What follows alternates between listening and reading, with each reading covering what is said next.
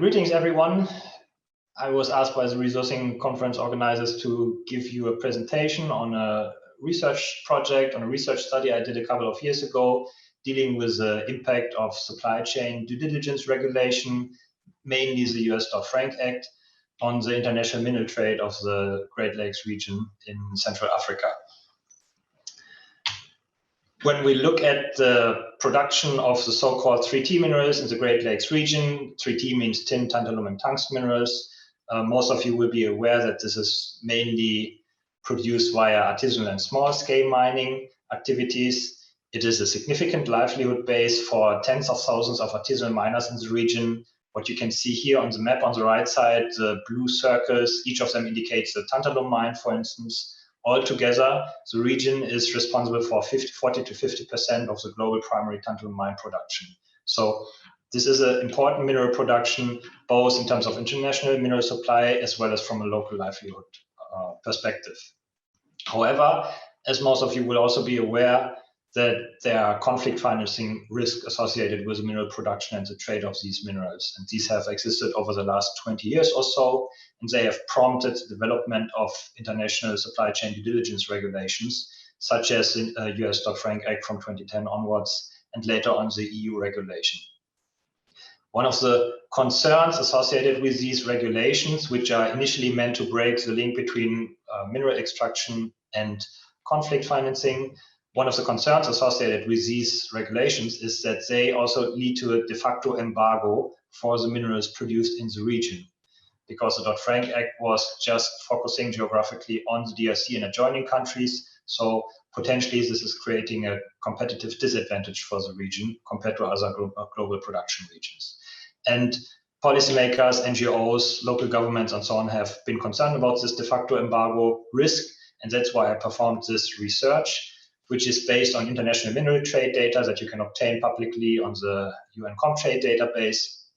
And you probably know that there are mineral smuggling risks applying to the mineral production, where minerals from the DRC are smuggled through Rwanda.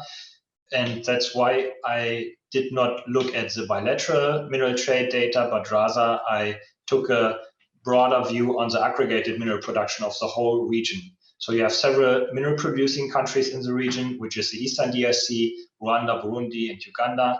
Plus you have some transit countries such as Tanzania or Uganda or Kenya, where the minerals are eventually being shipped internationally.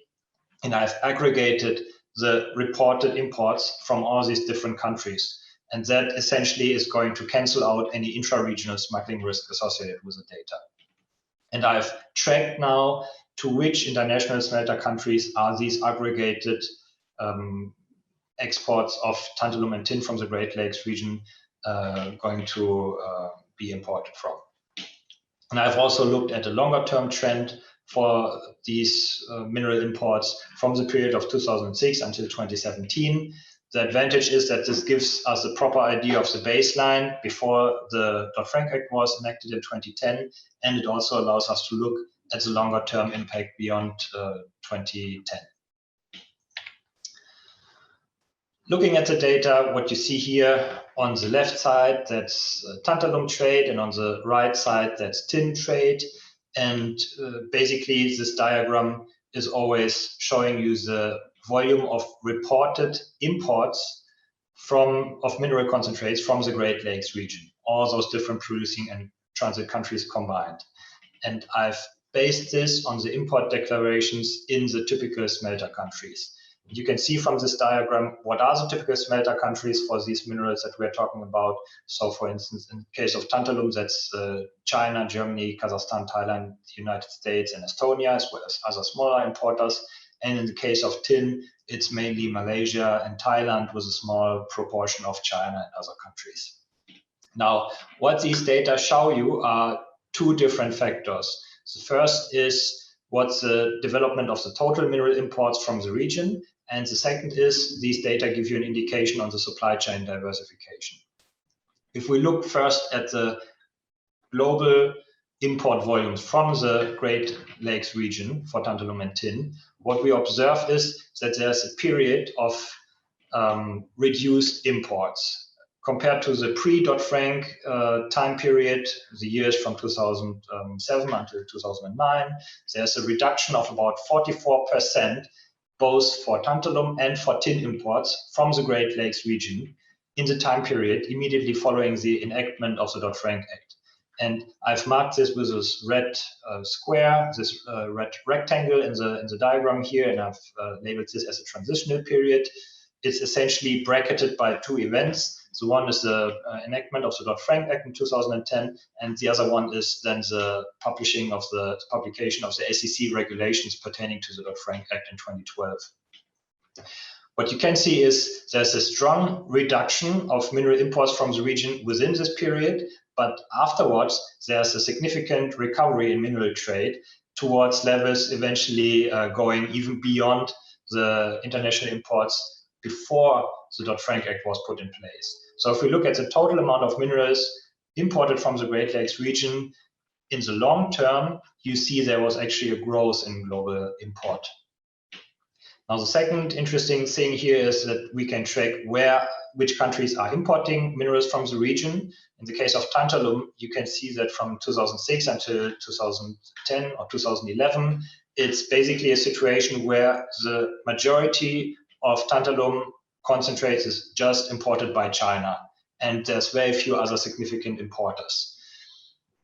If we look at the longer term trends from 2013 onwards, what we see is significant supply chain diversification among the buyers.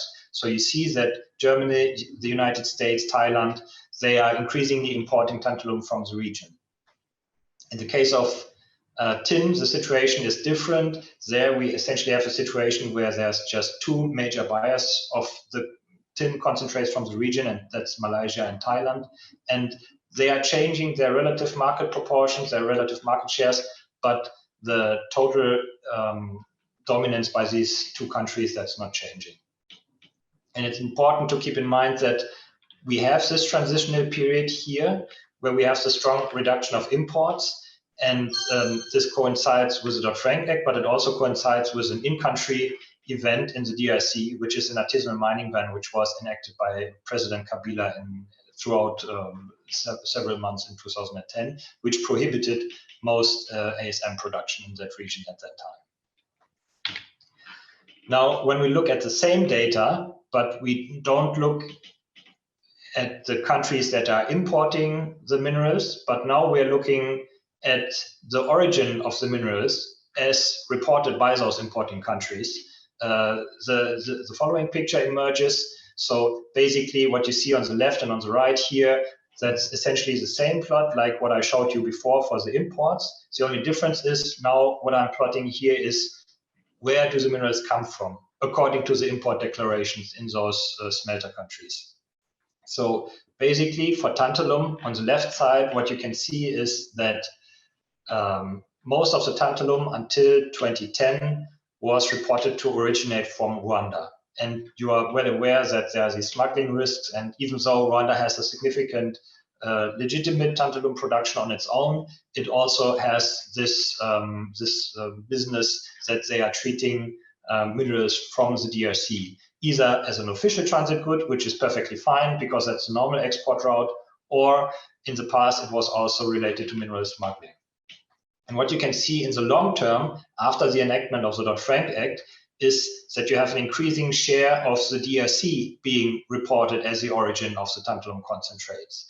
And that is actually what's supposed to happen. If the tantalum concentrate originates from the DRC, then this should also be reported in the trade data. So what we see is that the trade data is getting increasingly consistent in recent years compared to the time period before the due diligence regulations were put in place. When we look at the tin trade data, that situation is to a certain extent comparable. So what we also see here is that from 2011 onwards, the DRC is increasingly identified correctly as the origin of the minerals.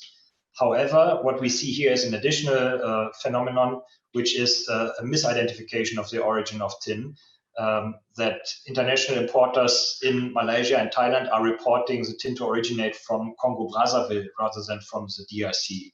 That's something that has happened basically constantly from 2006 onwards, and it's still happening nowadays. you can speculate what are the reasons for that. Is that either systematic or is that just a human error? Because some people might not be aware that there are two different Congos, Congo-Kinshasa, the DRC, and Congo-Brazzaville. When we look at the market parameters, how did the market development develop for tin and tantalum from the Great Lakes region? What I've plotted here on the upper left side of the screen, that's the HHI, the Hirschmann Index, which is a measure of market concentration. So if the HHI is at the value of 1, it shows you this is a highly concentrated market, and the lower the value goes, the less concentrated the market becomes. And you can see tantalum here in this diagram, that's a straight line, and tin, that's the dashed line. So for tantalum, you're starting at a level very close to 1, which is reflecting what I showed you before, that China was totally dominating the international imports for tantalum. And so you have a market situation where the market is highly concentrated, the importer market. And then through time, you see this is systematically decreasing to very low levels. And that's essentially reflecting this increasing supply chain diversification. And it's different for tin. For tin, essentially, we see this situation where two countries are dominating the imports. That hasn't changed much. We still have the same situation now than we had like 10, 15 years ago. What we can also look at is we can compare the international imports with the independently reported local exports. You know, both are different data sets. We have the exports declared by the producers, such as Rwanda, or the transit countries, such as Tanzania, and so on. And we have the imports reported by Germany, China, the United States, Thailand, Malaysia, and so on. And we can compare those two figures if they both report the same amount of material or whether there are strong differences. If they report the same amount of materials, which they should if supply chain transparency is working fine, then the ratio of imports and exports should be 1.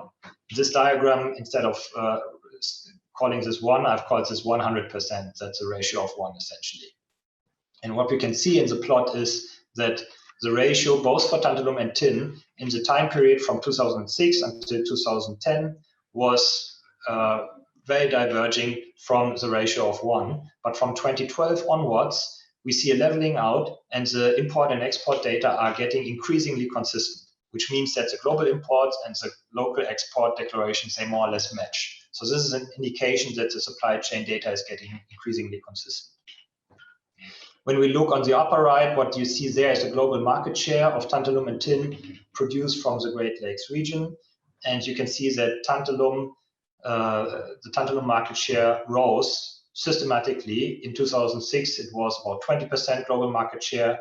And in the past 5-6 years, we've had about half of the world production of tantalum originated in the Great Lakes region. So it's really a strong growth in global market share. For tin, we can see that the market share did not really change. We essentially have the same market share with small variations through time.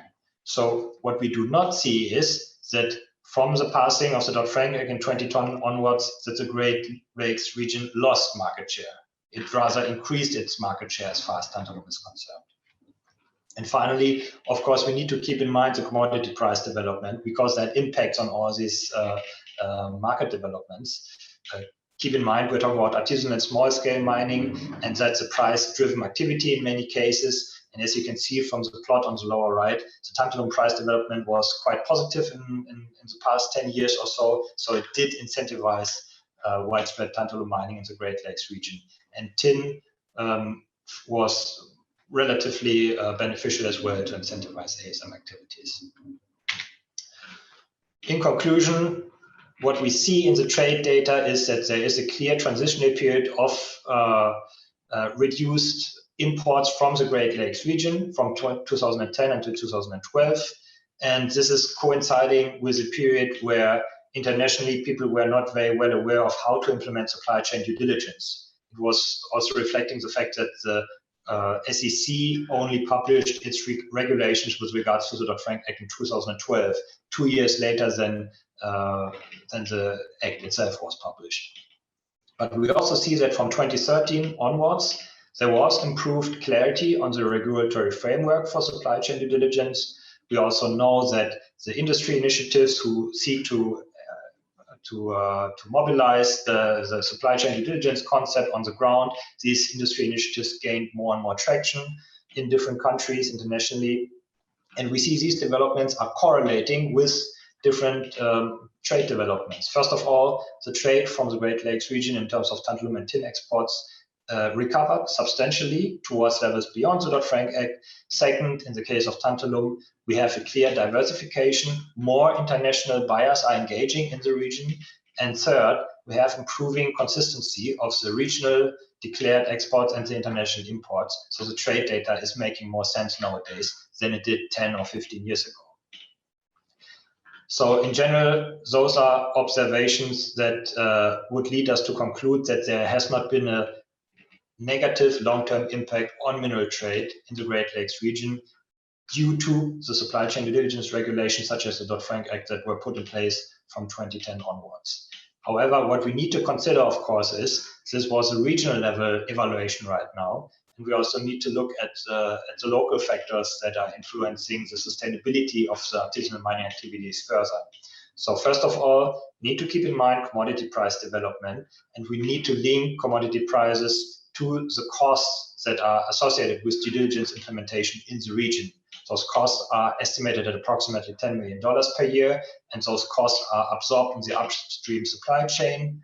If mineral prices are sufficiently high, then the relative cost share is approximately 3% of the product value, of the export value. But if we have a situation where the commodity price decreases, or if we have a situation like what we had last year with the COVID crisis, that mineral exports are stopped at some point, then we have a problem to finance these $10 million per year due diligence implementation costs. And then obviously that is a factor that is going to impact also on the global market environment for tantalum and tin. And then finally, what we also need to consider is it has been documented that larger formal ASM producers in the region were better able to adapt to the due diligence framework, to the new standards that were put in place. However, the smaller, informal local ASM producers, they were at the risk of becoming more and more marginalized because of these developments. And so what we really need to look at from a sustainability perspective and from a governance perspective is that we need to sort of mitigate these kind of effects that may reside at a local scale. That was my research study. I hope it's useful for you. Thank you very much for listening and have a nice conference.